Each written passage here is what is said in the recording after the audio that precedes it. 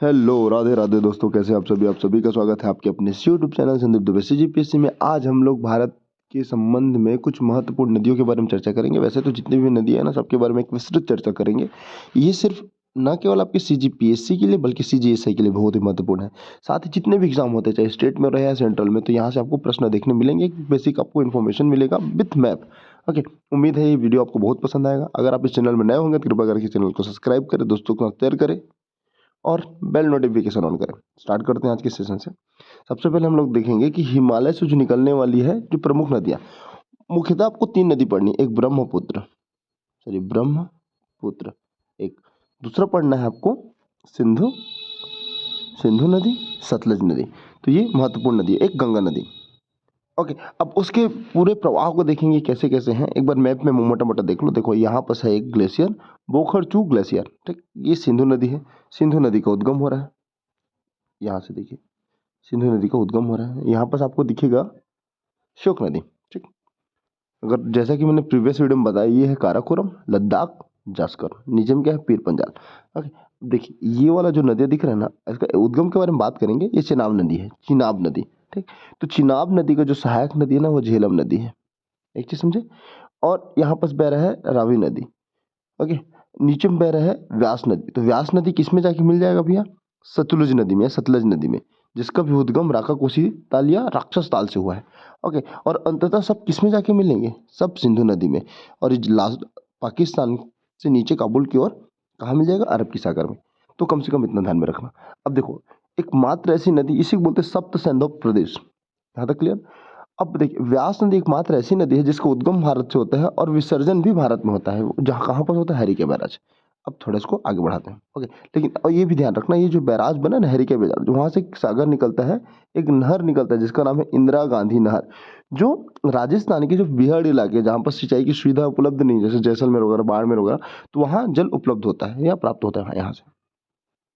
Okay, अब सिंधु नदी का थोड़ा विस्तृत चर्चा करते। देखो, सिंधु नदी का उद्गम तिब्बत के कैलाश पर्वत की श्रेणी में उत्तर की ओर जो स्थित है ना, बुखर चू हिमनद मतलब ग्लेशियर से हुआ है। एक चीज, यहाँ सिंधु नदी को जो सिंगी खमांग या फिर शेरमुख कहते हैं। मतलब तिब्बत में सिंधु नदी का नाम है शेरमुख। ओके, उत्तर पश्चिम दिशा में बहती हुई यह भारत की प्रवेश करती है और लद्दाख जास्कर की श्रेणियों को बीचों बीच बहती है। मान लो ये लद्दाख है, जास्कर है, तो यहाँ बहती है, ठीक है। और बहते हुए गिलगित के पास एक महाखड़ का निर्माण करती है, जिसको सिंधु गाज, मतलब सिंधु गाज का निर्माण कर, सबसे बड़ा गार्ज है, ठीक है। मतलब नदियां जब बहती हुई आती है तो पहाड़ों को काट के आती है, तो वो वही गार्ज कहलाता है। एक चीज देखो, ये आपके प्रीलिम्स के साथ साथ मेंस के पॉइंट ऑफ व्यू से भी बहुत महत्वपूर्ण है। ओके, अब भारत में सिंधु नदी जम्मू कश्मीर में केवल बहती है, तो एक चीज याद रखना, वैसे वहाँ की दृष्टि से तो अच्छा खासा लंबाई है, लेकिन भारत में इसका प्रभाव बहुत कम है। अगर बात करें कुल जो इसकी जो दूरी है ना, कितना कवर करता है, 2880 किलोमीटर, जबकि भारत में केवल जम्मू कश्मीर में ही बहती है। ओके, सिंधु नदी एक पूर्ववर्ती नदी है। ओके, इसको देख लेते हैं। देखो, 2880 किलोमीटर पूरे पूरे विश्व में, मतलब भारत के साथ पाकिस्तान में, मतलब कुल लंबाई, जबकि भारत में एक एक ट्रिपल एक चार, मतलब 1104 किलोमीटर में प्रवाहित होती है, ठीक है। एक पूर्ववर्ती नदी है। ये 3 दिशाओं में बहने वाले, मतलब 3 देशों से बहती है। कितने देशों से बहती है, 3 देशों से। एक चाइना, एक हुआ, एक भारत, दूसरा एक पाकिस्तान। इसी कारण इसको बोला जाता है अंतरराष्ट्रीय नदी। यहाँ तक समझ गए होंगे, उम्मीद है। और ध्यान में रखना, ये लेह से होकर गुजरती है, ठीक। इतना ही आपको पढ़ना है। जो जो मैंने बताया यहाँ पर सो समझ गए। यहाँ पर देखो, काराकोरम लद्दाख के बीच में बहती है, ठीक है। सिंधु नदी है, पूरा 3 देशों में बहती है। ओके, और सिर्फ जम्मू कश्मीर में बहती है। 1114 इसकी लंबाई है, जबकि कुल लंबाई 2880। तो इसको ध्यान में रखिएगा। अब उसकी प्रमुख सहायक नदी के बारे में बात करते हैं। तो सिंधु नदी के ना दाईं ओर से मिलने वाली नदी, देखो मान लो ये आप खड़े हैं, ठीक, आप खड़े हैं, ये आपका दायां, ये आपका बायां, ठीक है। तो दाईं ओर से मिलने वाली नदी श्लोक नदी, गिलगित नदी, काबुल, कुर्रम, गोमल, संगर, व्योल, लाची इत्यादि, तोची इत्यादि, ये दाईं ओर से। जबकि बाईं ओर से मिलने वाली नदी जो भारत की ओर प्रवाहित होती है, झेलम, चिनाब, रावी, व्यास, सतलज, जास्कर, स्यांग। ओके, जैसे मान लो ये सिंधु नदी मान लो, तो ऊपर से मिली तो इसको मान लीजिएगा दाईं ओर से, जबकि नीचे से ये भारत की ओर से जो बहने वाली नदी है ना, वो बाईं ओर से मिलने वाली नदी है। तो हमको बाईं ओर दाईं ओर से वाले को नहीं पढ़ना, बाईं ओर से वाले को पढ़ना है। एक फैक्ट को ध्यान में रखना कि भारत और पाकिस्तान के बीच 1960 में, तब 1960 में सिंधु जल समझौता हुआ, जिसके अंतर्गत सिंधु और उसकी सहायक नदी मतलब झेलम चेनाब के 20% जल का, जबकि सतलज के 80% जल का उपयोग भारत करेगा। ध्यान में रखना, मतलब 20% किसका, सिंधु नदी का, जबकि 80% किसका, सतलज नदी का। तो बाकी जो 80% है ना सिंधु का, वो कौन उपयोग करेगा, वो पाकिस्तान वाले लोग उपयोग करेंगे। समझौता हुआ था 1960 में।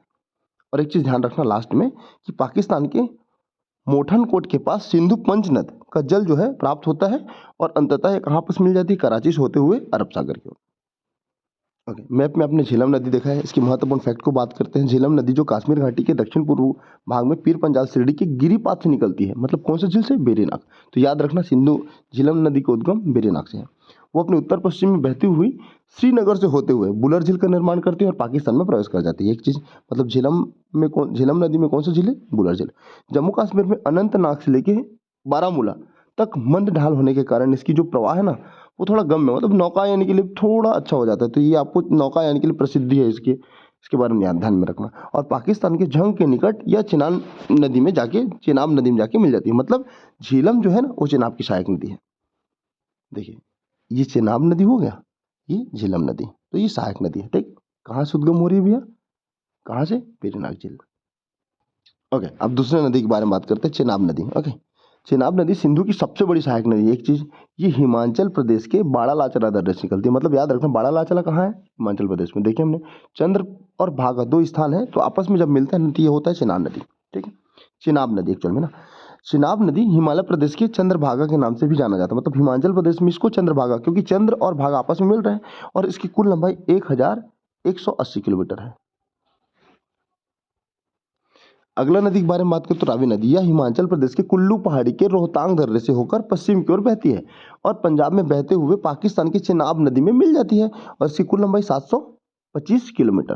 तो आपको 725 किलोमीटर याद रखना है और रोहतांग दर्रा याद रखना है। किसके परिप्रेक्ष्य में, रावी नदी के। देखो, हिमाचल के रोहतांग दर्रा से निकल रहा है, ठीक, पाकिस्तान में चेनाब नदी से जाके मिल रहा है। ठीक है, 725 किलोमीटर। व्यास नदी एकमात्र नदी जो भारत में उद्गम होकर भारत में विसर्जित हो जाता है। व्यास नदी हिमाचल प्रदेश के रोहतांग दर्रे के निकट व्यास कुंड से निकलता है और पंजाब में हरिके बैराज नामक स्थान पर सतलज नदी में जाकर मिल जाता है। ओके, अब सतलज नदी के बारे में बात करते हैं। यह तिब्बत में राक्षस ताल से निकलता है। क्या, राक्षस ताल या राक्षस ताल, जहाँ इसको क्या कहते हैं, लॉन्ग चेन खंबाग के नाम से जाना जाता है। ओके, और सिपकिला दर्रे से होकर हिमाचल प्रदेश में और पंजाब में जाकर प्रवेश कर जाता है। और हरिके बैराज जो पंजाब में है, व्यास नदी से जाकर मिलता है। वहाँ पर क्या निर्माण होता है, हरिके बैराज का। देखिएगा, देखो, राक्षस ताल सतलज नदी का उद्गम हुआ, ऐसे बह रहा है। ठीक, चेनाब नदी में जाके मिले, चेनाब नदी में, फिर बाद में सिंधु नदी से मिल जाता है। चेनाब नदी सबसे लंबी सहायक नदी है, और यहाँ व्यास कुंड से व्यास नदी का उद्गम हुआ और मिल गया कहाँ पास, हरिके बैराज में। यहाँ से इंदिरा नगर वहाँ आगे बढ़ा। तो इतना याद रखना। अब देखिए हम लोग ब्रह्मपुत्र नदी के बारे में बात करते हैं। जितना हमने उसको देखा ना, हिमालय की नदी, उसकी सहायक नदी मतलब सिंधु नदी, तो बहुत सफिशिएंट है। ओके, सफिशिएंट तो नहीं, लेकिन इतना है कि आपकी समझ के लिए बहुत महत्वपूर्ण है। अब सतलज नदी यहाँ पर दिख रहा है, यहाँ पर एक लिखा है चेमा युंग डुंग हिमनद। तो ब्रह्मपुत्र नदी का उद्गम होता है चेमा युंग डुंग हिमनद से, जिसको तिब्बत वाले क्षेत्र में शांगपो के नाम से जाना जाता है। अब देखिए, ये ऐसे प्रवाहित करते हुए भारत में प्रवेश करते जा रही है। ये देखिए, प्रवेश करी, अरुणाचल प्रदेश में प्रवेश किया। ठीक, फिर असम में गया, मालदीव द्वीप का निर्माण करता है। फिर ये बांग्लादेश से होते हुए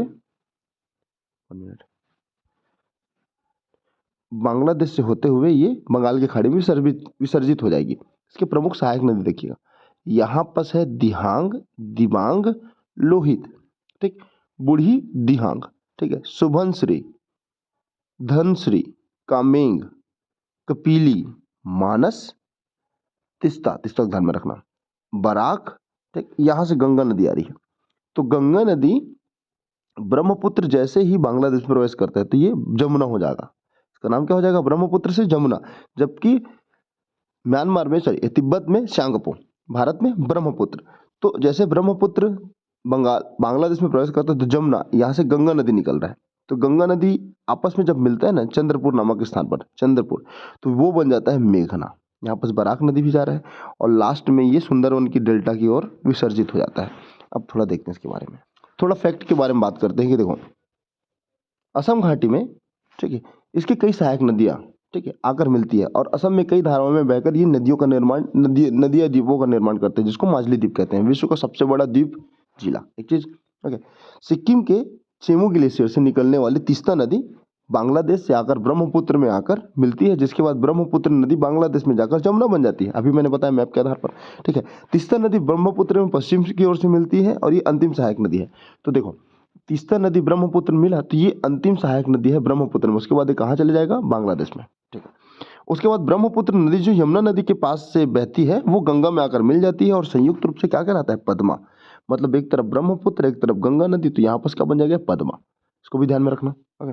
उसके बाद अगर बात करें तो देखो, मणिपुर से निकलने वाली बराक नदी चोंटपुर मतलब बांग्लादेश में पद्मा में मिलकर क्या नाम बनाती है, बंगाल की खाड़ी से गिरने से पहले किसका निर्माण, जमुना का निर्माण करती है और इस सुंदरवन के डेल्टा में जाके सुंदरवन के डेल्टा का निर्माण करती है। मतलब ये बंगाल की खाड़ी की ओर विसर्जित हो जाती है, ठीक। तो बराक नदी कहाँ से निकलती है, मणिपुर से, ठीक है। और जैसे आपस में मिला बांग्लादेश में, ये जब दोनों नदी बराक नदी, तो ये जो जमुना था ना, क्या नाम था उसका, जमुना, तो लास्ट में जब बंगाल की खाड़ी ओर या सुंदरवन के डेल्टा की ओर जाता है तो ये क्या नाम से चले जाएगा, पद्मा। तो ये काफी परिवर्तनशील नाम है, तो आपको ध्यान में रखना है। अब थोड़ा ब्रह्मपुत्र नदी को समझते। देखो, ब्रह्मपुत्र नदी का उद्गम कैलाश पर्वत की श्रेणी मानसरोवर से हुआ। कौन सा ग्लेशियर, सेमा युंगडुंग ग्लेशियर। एक चीज, कुल लंबाई 2900 किलोमीटर, जबकि भारत में 916 किलोमीटर के आसपास प्रवाहित होती है, ठीक है। एक चीज एक ध्यान में रखना, जैसे ब्रह्मपुत्र तिब्बत की ओर से जब भारत में प्रवेश करती है तो नामचा बरवा में प्रवेश करती है, जो 7755 किलोमीटर की मतलब मीटर की ऊंचाई में के पास एक महाखंड जो गार्ज का निर्माण करती है, जिसको बोलते हैं दिहांग गार्ज, और अरुणाचल प्रदेश में प्रवेश कर जाती है। मैप के आधार में देखें, ठीक। उसके बाद क्या है कि ब्रह्मपुत्र नदी को तिब्बत में शांको, जबकि अरुणाचल प्रदेश में दिहांग के नाम से जाना जाता है, ठीक। अरुणाचल प्रदेश के बाएं भाग में जब दिहांग और लोहित आपस में मिलते हैं ना, तब इसका नाम पड़ता है ब्रह्मपुत्र। तो ब्रह्मपुत्र का नाम कैसे पड़ा, समझ गया। देखो, पहले ये श्यांगपो था, अरुणाचल प्रदेश में नामचा बरवा से प्रवेश किया, तब दिहांग आर्च के नाम से जाना जाता है। और दिहांग में जब लोहित नदी मिल गया ना, लोहित नदी मिल गया तो ये ब्रह्मपुत्र हो गया। फिर मेघना, फिर जमुना, फिर पद्मा का निर्माण करते हैं, ओके। एक चीज ध्यान में रखना, अब देखो, ब्रह्मपुत्र नदी जो असम का शोक कहलाता है, क्योंकि बरसात के दिनों में असम में बाढ़ आ जाती है। इसी के कारण माजुली द्वीप जो विश्व का एकमात्र नदी द्वीप है, ठीक है, जिसमें 35 जिले हैं, है ना।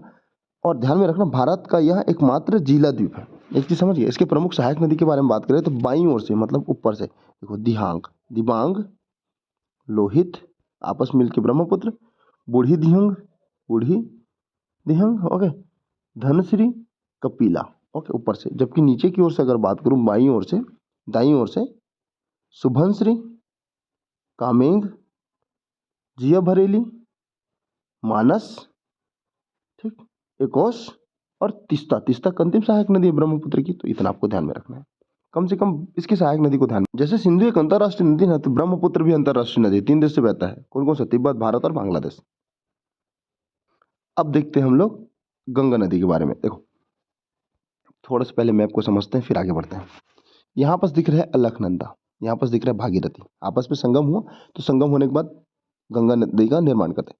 गंगा नदी ऐसे बहा गंगोत्री से, ये बहते बहते गुजरात पहुंचा, फिर बिहार पहुंचा, बिहार से कहाँ पहुंचा, पश्चिम बंगाल, फिर ये विसर्पित होकर जमुना से मिला मतलब ब्रह्मपुत्र से, फिर पद्मा बना, क्या बना, पद्मा, ओके। अब पद्मा बनने के बाद ये जैसे बराक नदी मिला तो मेघना बना, और ये बंगाल की खाड़ी में जाके विसर्जित हो गया, मतलब डेल्टा वन का निर्माण करा। तो इसको इतना समझे। यहाँ पर देखिए, रामगंगा सहायक नदी है, गोमती सहायक नदी है जो लखनऊ जौनपुर शहर है। यहाँ पर आपको शारदा नदी मिलेगा, जो घाघरा इसकी सहायक नदी है, ठीक है। और गंडक मिल जाएगा आपको, कोसी मिल जाएगा, बिहार का शोक, महानंदा अंतिम सहायक नदी, यही पास गंगा सागर है। नीचे साइड से देखिए, यहाँ पर यमुनोत्री से क्या निकलता है, यमुना नदी। तो यमुनोत्री मतलब यमुना नदी की सहायक नदी चंबल, सिंध, बेतवा, केन। यहाँ पर आपको सोन नदी मिलेगा, यहाँ पर सोन की सहायक नदी रिहंद नदी मिलेगी। पटना में मिलता है गंडक नदी, और यहाँ पर पश्चिम बंगाल में फरक्का बैराज का निर्माण करता है, ठीक है। यहाँ से हुगली नदी हुगली नदी जब गंगा नदी मिलता है तो फरक्का बैराज का निर्माण करता है और आगे करके विसर्पित हो जाता है। अब इसको थोड़ा देखते हैं, एक मोटा मोटा आपको इन्फॉर्मेशन हो गया। अब देखिए, ये वाला जो मैप है, इसमें आप बहुत सारी चीज़ों को समझ सकते हैं। ये अलकनंदा है, ठीक, ये धौली गंगा है। तो जब अलकनंदा और धौली गंगा आपस में मिलते हैं तो क्या कहलाता है, ये विष्णुप्रयाग, ठीक। अलकनंदा को कॉमन रखेगा ना, जब अलकनंदा और नंदाकिनी नदी मिलता है तो नंदप्रयाग। जब अलकनंदा और पिंडार नदी मिलता है तो कर्णप्रयाग। जब अलकनंदा, ठीक, और रुद्र, जब मंदाकिनी मिलता है, सॉरी, अलकनंदा और मंदाकिनी मिलता है तो ये रुद्रप्रयाग। जबकि जब अलकनंदा और भागीरथी मिलता है ना तो ये गंगा कहलाता है। इतना इसको देवप्रयाग कहेंगे। तो कुल मिला के कितने कितने प्रयाग हो गए?